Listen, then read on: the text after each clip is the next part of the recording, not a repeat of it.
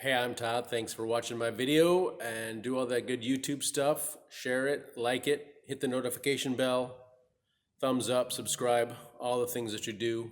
Thanks for taking the time to watch my video. 2016 Lincoln MKZ. Replacing this hose. Oh, is it probably a suction hose? It's got the muffler on it. Bracket. It was leaking pretty good. Right here, the dye was all over the place.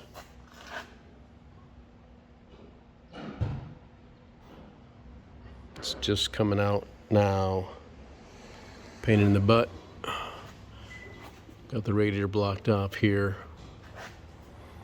Got this pulled off here, so we'll have enough room to get this muffler through here. That's what I was fighting. I also disconnected the other line. This one here. The brackets overlap on the compressor. So I got the other line off. Because they were crisscrossing and it was very difficult. So got the 10 millimeter two bracket nut right there, 10 millimeter. Got it through here and through here for the 13 millimeter nuts for the fittings on the compressor for those, and then reached up through here. All right, so the block's here so you can work on this stuff, but then once all this stuff is taken care of, take this block out of here. This needs to, the radiator and everything needs to go this way. Then you can reach up here and get to the other end. It would be, this end is attached up there at the condenser, so 13 millimeter nut.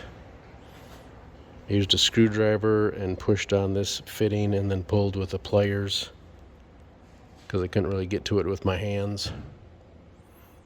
So, and of course there's lots of shields. Lower shield 1, lower shield 2,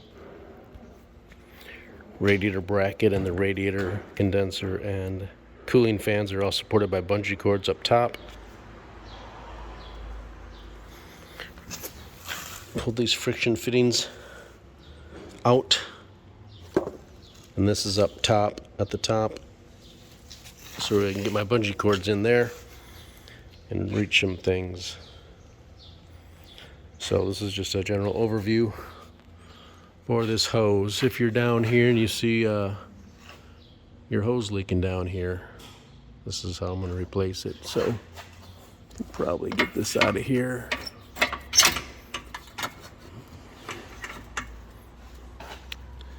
Roll it out of here, hopefully. Ooh.